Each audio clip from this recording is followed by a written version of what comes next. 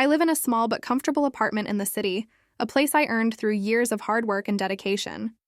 By day, I'm a city planning and permit coordinator, a job that might sound boring to some, but I find a quiet satisfaction in ensuring that the structures shaping our skyline are built safely and by the book. My life was orderly, predictable, and calm. That is, until the day a storm named Jessica Sterling blew in, determined to tear it all down because I refused to break the rules for her. This is the story of how the spoiled daughter of a powerful CEO tried to ruin my career, and how I used her own arrogance and my knowledge of city code to revoke not just her permit, but her father's entire project. Before this story unfolds, I'd love to connect with you. Please let me know in the comments where you're watching from and what time it is in your corner of the world. It's amazing to see how far these stories can travel. My Tuesday started like any other. The scent of stale coffee filled our government office, a familiar aroma that signaled the beginning of a day filled with blueprints, zoning laws, and the endless stream of applications that crossed my desk. I was meticulous, known for my attention to detail. Every I had to be dotted, every T crossed. In my line of work, a missed detail isn't just a typo. It could be a structural failure, a safety hazard, a disaster waiting to happen. My boss, Mark Peterson, a man who had seen it all in his 20 years with the department, often called me his firewall, the last line of defense against shoddy work and corner-cutting developers. Around 10 a.m., a new application landed on my desk. It was for a large-scale commercial project, a new high-end boutique and cafe in the city's most historic and heavily regulated district. The applicant was Sterling Enterprises, one of the biggest development firms in the state, run by the notoriously aggressive CEO, Robert Sterling. I'd handled their applications before. They were usually professional, thorough, and compliant, if a bit arrogant. This one, however, was different. The file was thick, bound in a glossy, expensive-looking folder that was clearly meant to impress. But as I began my review, the problems started to surface. The application was riddled with errors and omissions. The architectural plans lacked the required structural engineering sign-offs. The materials list specified several non-compliant, flammable composites for the facade, a huge red flag for a building in a dense, historic area. The zoning variance request was incomplete, missing the mandatory environmental impact report. It was, to put it mildly, a mess. An application this sloppy from a firm like Sterling was unheard of. It felt like it had been thrown together by an amateur. I logged each deficiency meticulously, my red pen making a flurry of notes in the margins.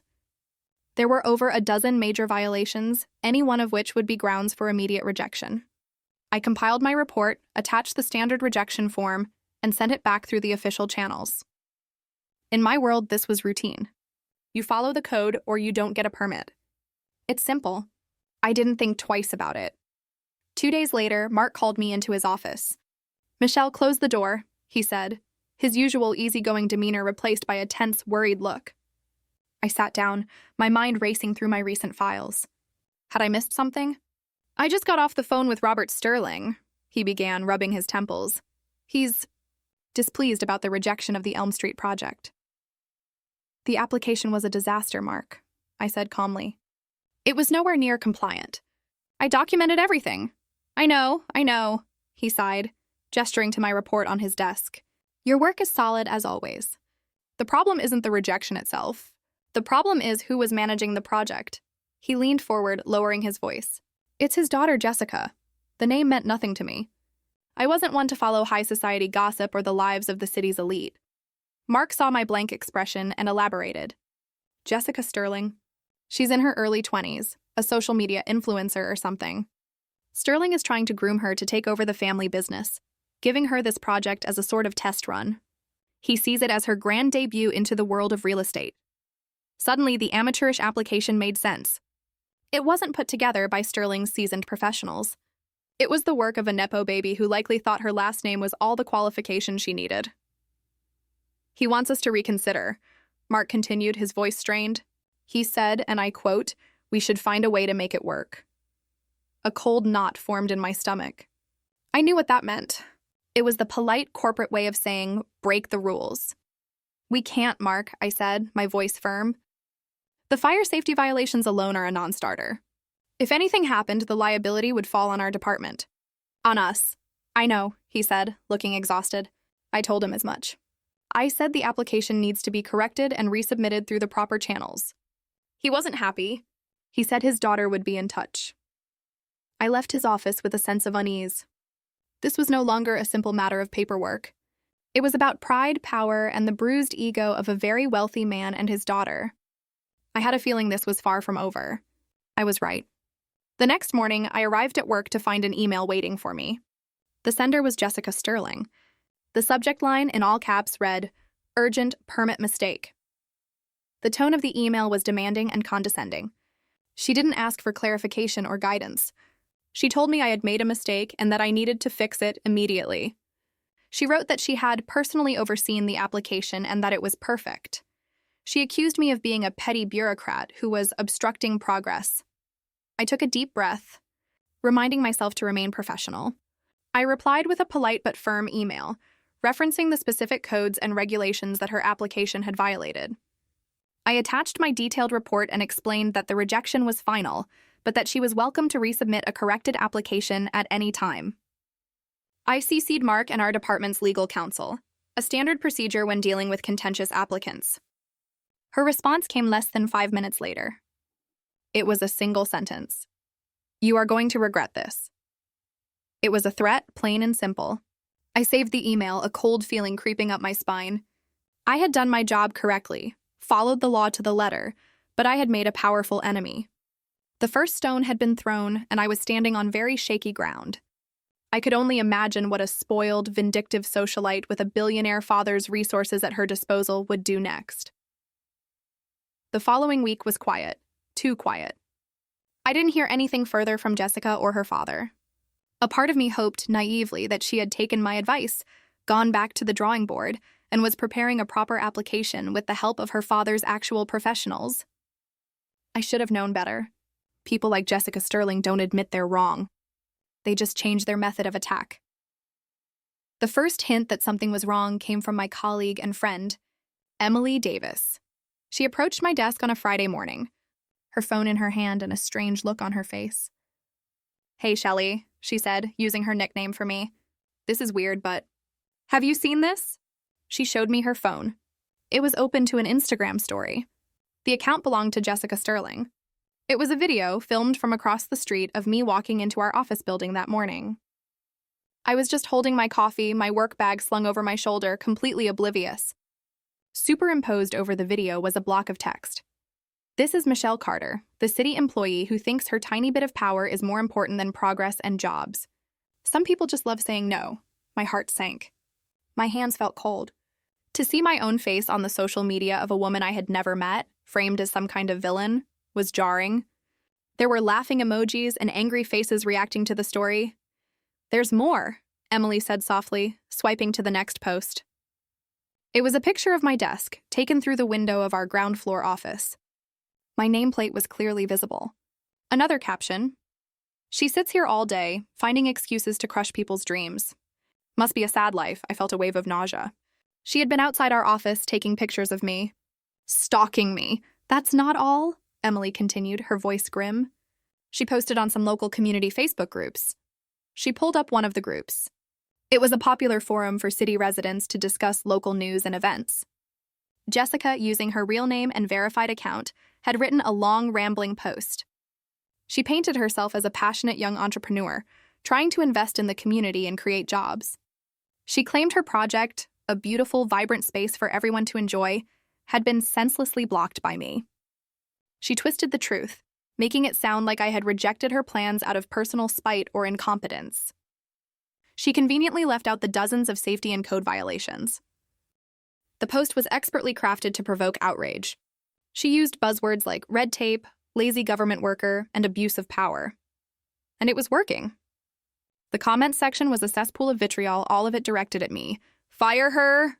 One comment read, "This is what's wrong with our city. People like her have too much power," said another. Someone had even posted my office phone number and email address, encouraging people to let her know how they feel. My stomach churned as I read through the hateful messages. They didn't know the facts. They didn't know about the flammable materials or the missing safety reports. They only knew the narrative a wealthy influencer had fed them, and they had swallowed it whole. The rest of the day was a nightmare. The office phone on my desk began to ring incessantly. The calls were from angry citizens, all repeating the same talking points from Jessica's post. Some were shouting, others were condescending. I tried to explain the situation to the first few callers, but they didn't want to hear about zoning laws. They wanted a villain, and Jessica had handed me to them on a silver platter. Mark told me to stop answering my phone and let it go to voicemail. By noon, the voicemail box was full. Then the emails started. Hundreds of them flooding my inbox. They were filled with insults, accusations, and even veiled threats. My hands trembled as I scrolled through them.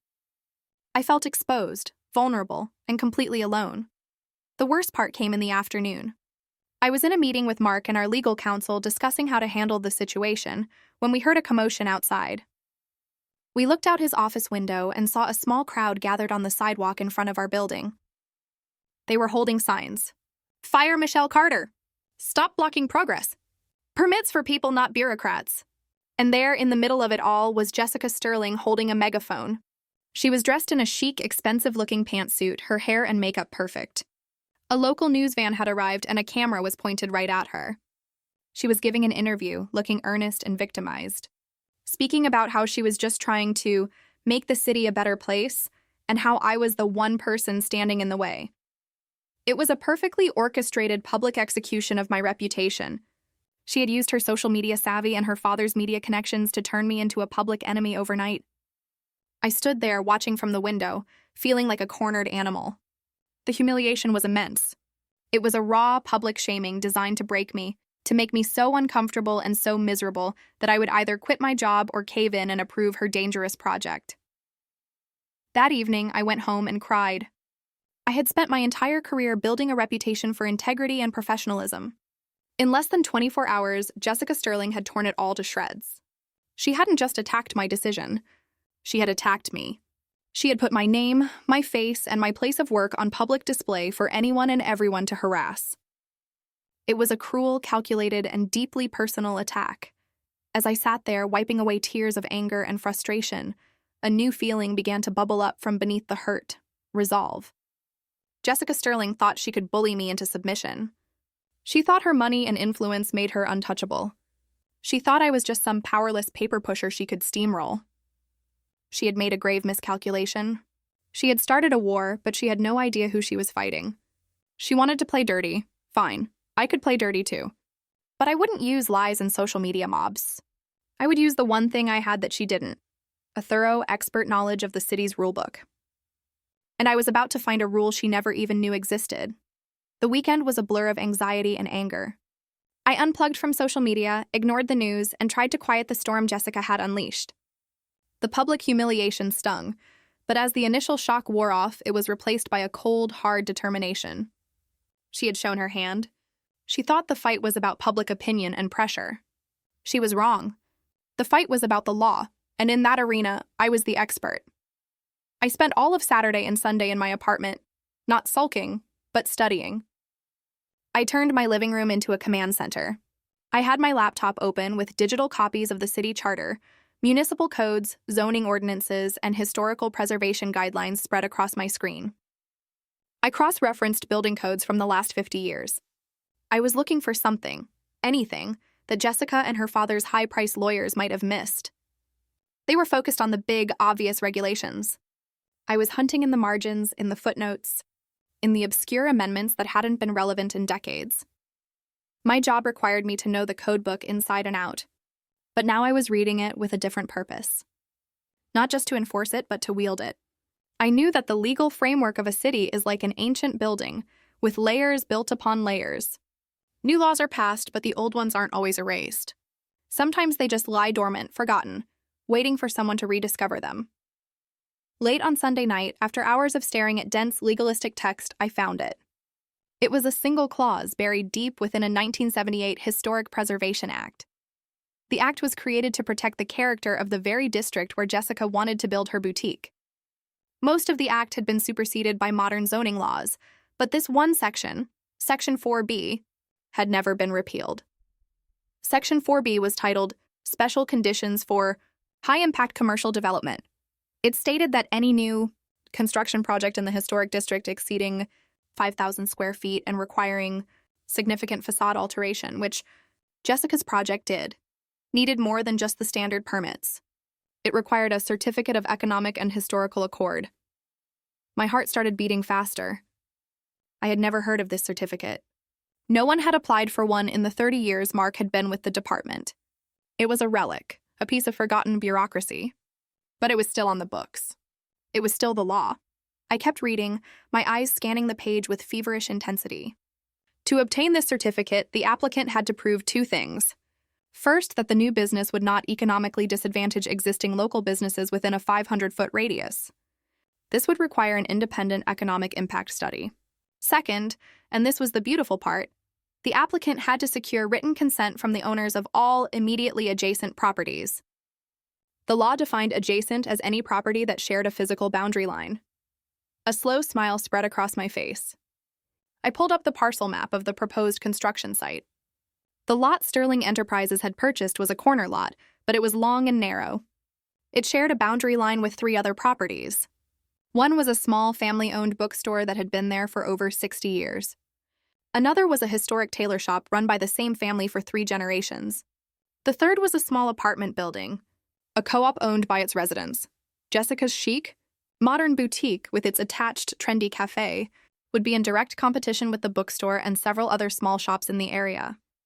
An honest economic impact study would almost certainly show a negative impact on them. But the real masterstroke was the written consent clause. She wouldn't just need the city's permission to build. She would need her neighbors' permission too. The very people whose livelihoods her project would threaten. I knew with absolute certainty that her father's team of lawyers had missed this. They would have searched for all the current, relevant zoning laws. They would have never thought to dig up a dusty, forgotten ordinance from the 1970s. It was a perfect piece of bureaucratic jujitsu. I could use the system's own complexity, its own forgotten corners, against the very people who thought they could bend it to their will. The beauty of it was its deniability. I wasn't making up a rule. I wasn't seeking revenge. I was simply doing my job, meticulously. I would be the very model of a diligent public servant, unearthing an obscure but legally binding requirement that everyone else had overlooked. Jessica had publicly painted me as an obstructionist bureaucrat who loved red tape. I was about to show her what real red tape looked like. My plan began to form, clear and precise. I wouldn't just spring this on her. That would be too simple. I needed to let her walk deeper into her own trap. She had resubmitted her application, this time with the help of her father's professionals. It was clean, compliant, and by the book. On paper, it was approvable. I would let it go through the initial stages. I would let her get her preliminary approvals. I would let her announce her grand opening date. I would let her invest time, money, and most importantly, her ego into the project. And then, at the last possible moment, just before the final construction permits were issued, I would discover this long-forgotten requirement. I would be the hero of historical preservation, the diligent employee protecting the city's heritage. And she would be the one who had failed to do her due diligence. Her public humiliation of me would be nothing compared to the professional and personal fallout she would face when her flagship project imploded just before it began. I saved a copy of Section 4B, logged off my computer, and for the first time in days, I slept soundly. The hunt was over. The trap was designed. Now all I had to do was wait for the perfect moment to spring it. The next phase of my plan required patience, precision, and a theatrical flair for bureaucratic procedure. Jessica Sterling's revised application arrived on my desk the following week. As expected, it was flawless. Her father's top architects and legal team had scrubbed it clean of any violations. Every form was filled out correctly. Every blueprint was stamped and signed. It met all the standard requirements for a preliminary zoning permit. Anyone else in my department would have approved it without a second thought, and so I did. I signed off on the initial approval, my signature as neat and professional as always. I sent the approved preliminary permit to Sterling Enterprises with a standard form letter email. To anyone watching, it would look like her public pressure campaign had worked, that I had been cowed into submission. I could almost picture the smug, triumphant smile on her face. Let her have her small victory. The bigger the ego, the harder the fall. My colleague Emily gave me a questioning look when she saw me process the approval. "Are you sure about this?" she whispered, leaning over my cubicle wall. "After everything she did?" "I'm just doing my job, Emily," I replied, giving her a small, reassuring smile. The application is compliant.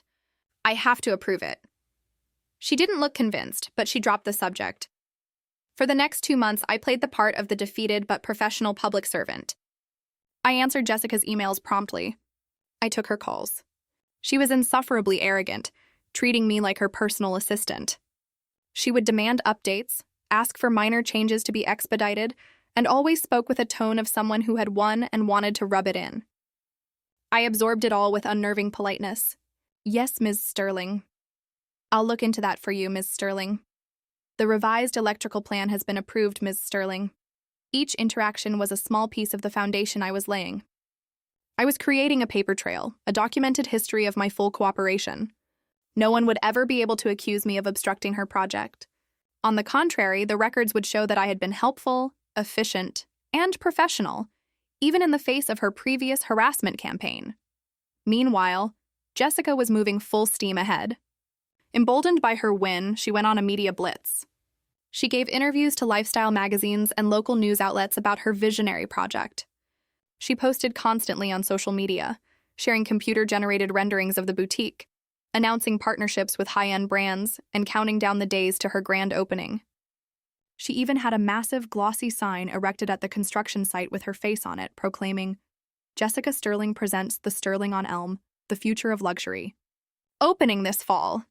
She was building a mountain of hype, and I was secretly handing her the shovels.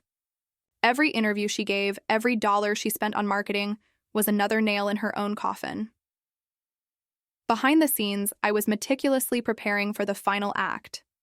I drafted a formal departmental memo, citing the 1978 Historic Preservation Act and Section 4B. I explained the Certificate of Economic and Historical Accord and its requirements in clear, unavoidable legal terms. I attached a copy of the ordinance and the relevant parcel maps, highlighting the adjacent properties. I made sure my memo was impeccably researched and utterly unassailable. Then I started to subtly plant the seeds. I had a chance conversation with the head of the Historical Society, a woman I knew was passionate about protecting the city's character. I mentioned I was reviewing a project in the Elm Street district and asked her, hypothetically, if she knew of any old or unusual preservation laws that might apply. I didn't give her the answer, but I pointed her in the right direction. I knew her own research would lead her to Section 4B. My timing had to be perfect. According to the city's process, a project receives its final unconditional construction permit after all preliminary plans, zoning, electrical, plumbing, etc., have been approved. This is the point of no return for the developer. It's when they sign the major contracts with construction firms, order millions of dollars in materials, and finalize their financing. Jessica had scheduled a press conference and a groundbreaking ceremony for the day after her final permit was due to be issued. 3 days before the groundbreaking, with all the preliminary approvals in place and the final permit sitting on my desk, waiting for its last signature, I made my move. I sent my memo to my boss, Mark Peterson. I framed it as a recent discovery during a final due diligence review. I feigned a tone of urgent concern. "Mark," my email began, "in preparing the final permit for the Sterling project, I was cross-referencing some historical zoning overlays, and I've come across a significant and, I believe, previously overlooked ordinance. Please see the attached memo. It appears we have an additional legal requirement that must be met before the final permit can be issued. I apologize for the late discovery, but this is a serious compliance issue." 15 minutes later, Mark was standing at my desk, his face pale. He had read my memo. "A certificate of accord?" he said, bewildered. "I've never even heard of this." "It's an old one," I said, putting on my best concerned employee face. But the city's legal department confirmed it was never repealed. "It's still active law." He read the requirements, his eyes widening. "Written consent from adjacent properties? An economic impact study? My God, Michelle. This will stop the project dead in its tracks." "I know," I said, my voice laced with faux sympathy. "It's a terrible oversight. I can't imagine how the applicant's legal team missed it. But our hands are tied. The law is the law. We can't issue the final permit until they've obtained this certificate." Mark, to his credit, was a stickler for the rules. He knew I was right. There was no way around it. The potential legal exposure for the city was enormous if we ignored a valid ordinance. I have to call Robert Sterling," he stammered, looking ill. "He's going to have a full-blown aneurysm." I understand, I said gravely. It's an unfortunate situation. As Mark walked back to his office to make the call of a lifetime, I leaned back in my chair, a quiet sense of triumph washing over me. The paper trail was complete. The trap was set. The bait had been taken. All the pieces were in place. Jessica Sterling's grand opening was just a few days away, but she was about to find out that she hadn't even been allowed to build the foundation. The fallout was going to be biblical. The phone call from Mark to Robert Sterling must have been spectacular. I wasn't privy to it, but the fallout was immediate. Less than an hour after Mark trudged back to his office, my own phone rang. The caller ID simply read, Sterling Enterprises. I let it ring twice, took a deep breath, and answered in my most pleasant professional voice. Michelle Carter, City Planning. It wasn't Robert Sterling. It was Jessica. And she was screaming, "What is this?" She shrieked, her voice a shrill, hysterical mess. Some kind of joke? A certificate of historical accord? Are you kidding me? I held the phone slightly away from my ear. I can assure you, Ms. Sterling, it's no joke, I said calmly. It's a legal requirement under the 1978 Historic Preservation Act, Section 4B. Unfortunately, it seems to have been overlooked during your initial application process. I made sure to emphasize the word your. Overlooked? My father pays the best lawyers in the city. You did this. This is your pathetic little revenge. She yelled. Ms. Sterling, I understand your frustration, I said, my voice dripping with false empathy. It's an unfortunate discovery at this late stage. However, my job is to uphold the city's codes. All of them. The requirement is clear. Before the final building permit can be issued, you need to provide the certificate. And how do I do that? She demanded.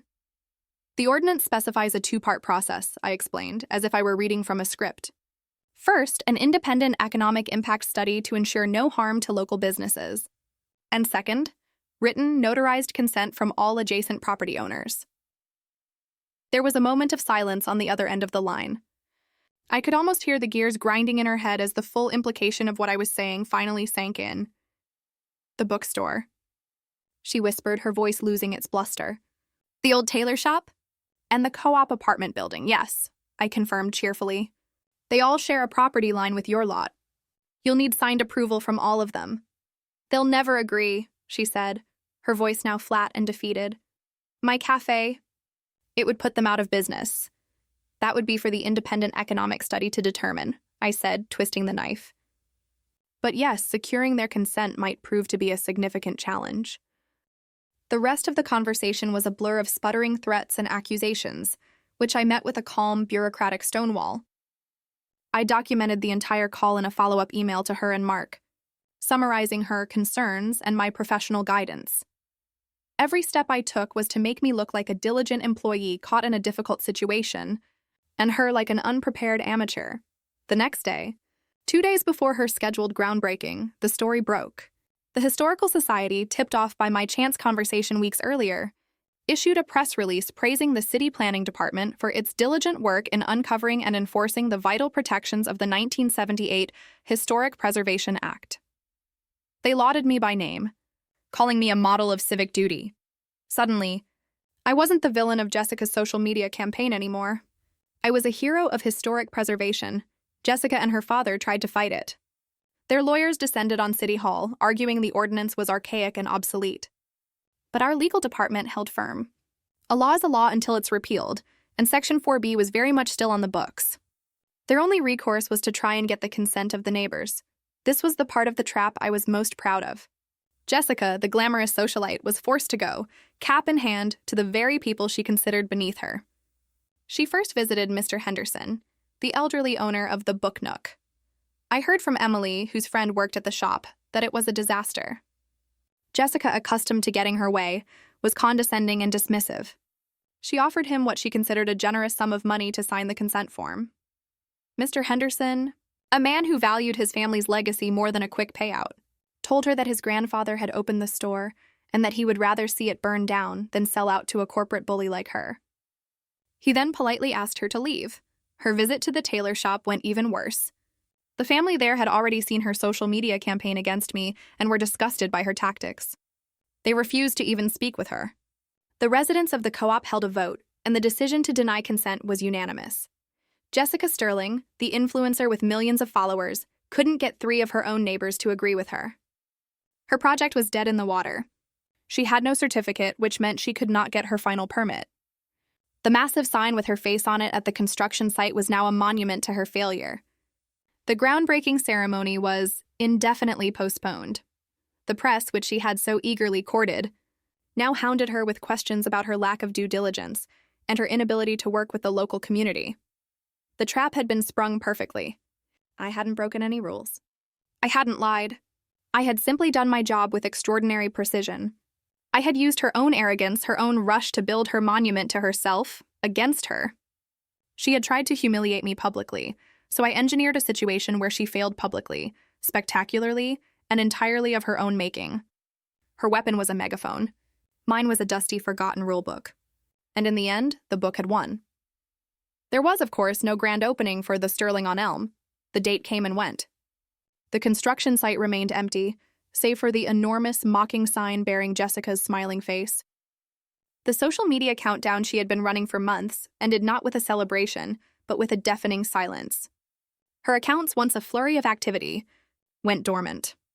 The grand opening that did happen, however, was far more satisfying. A few weeks after Jessica's project imploded, I took a walk down Elm Street during my lunch break. The owners of the bookstore and the tailor shop, Mr. Henderson and the Rossi family, were outside talking.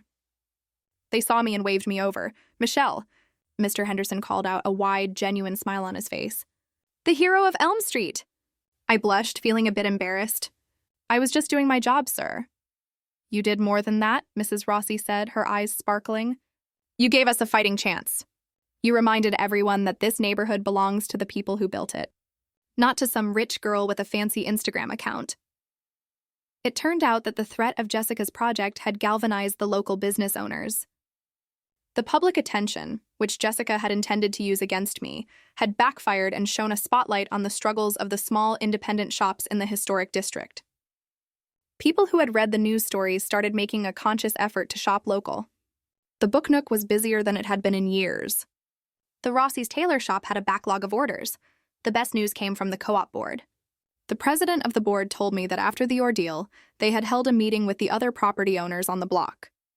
They had decided to pool their resources and formally petition the city to have the entire street designated as a special heritage zone, strengthening the protections and making it nearly impossible for a large corporate developer to ever muscle in again. They asked if I could guide them through the application process. I told them it would be my absolute pleasure. The real grand opening, for me, was the day the city council officially approved that heritage zone designation. It was a quiet affair held in the city council chambers. Mark was there, and he put a proud hand on my shoulder. Emily was in the audience, cheering me on. Mr. Henderson and the Rossis were there, along with a dozen other local shop owners and residents. When the vote passed unanimously, the room broke into applause. It wasn't a flashy champagne-popping celebration like the one Jessica had planned. It was something real, something earned. It was the sound of a community coming together to protect its identity. As for the Sterlings, the fallout was severe. Robert Sterling, furious at the public embarrassment and the financial loss, pulled the plug on his daughter's vanity project entirely. The lot was put up for sale. I heard through the grapevine at City Hall that he had reassigned Jessica to a low-level, do-nothing marketing position in a suburban branch of his company, a gilded cage where she could do no more damage. Her career as a real estate mogul was over before it began. Her public humiliation of me had been loud, flashy, and ultimately temporary. My revenge was quiet, structural, and permanent. She had tried to get me fired from my job. Instead, I had used my job to get her project canceled, her reputation ruined, and her power checked. I didn't just revoke her permit. I had fundamentally changed the rules of the game on her entire street, ensuring that no one like her could ever threaten that community again. I walked out of the council chambers that day, feeling a profound sense of satisfaction. It wasn't just about winning. It was about seeing the system, a system I believed in, work. It was about proving that integrity, knowledge, and patience could be more powerful than wealth, influence, and a megaphone. Jessica Sterling had wanted a grand opening to launch her career. Instead, she got a grand closing. And I was the one who had, quietly and professionally, shut the door. In the months that followed, the story of the Elm Street Accord became something of a legend in City Hall. I was no longer just Michelle Carter, the meticulous permit coordinator. I was the woman who had taken on Sterling Enterprises and won. My reputation, which Jessica had tried so desperately to destroy, was now stronger than ever. Mark promoted me to senior planning officer, citing my unparalleled diligence and commitment to the city's legal integrity. The promotion came with more responsibility and a corner office, one without a ground floor window. Emily joked that I had earned it. The harassing phone calls and emails had long since stopped. The public, with its short memory, had moved on to the next outrage. The community Facebook groups where I had been vilified now had posts praising the new heritage zone, the empty lot on Elm. Street was eventually purchased by a local nonprofit that worked with the community to turn it into a beautiful public garden. Where Jessica had envisioned a monument to her own ego, there were now flower beds, park benches, and a small playground where children laughed and played. It was a far better addition to the historic street than a luxury boutique could ever have been. Every time I walked by, I felt a quiet pride. I never saw Jessica Sterling again, but I heard about her from time to time. Her social media presence vanished. The influencer who had once broadcasted her every move to the world went completely silent. The rumor was that she had left the city too embarrassed to show her face.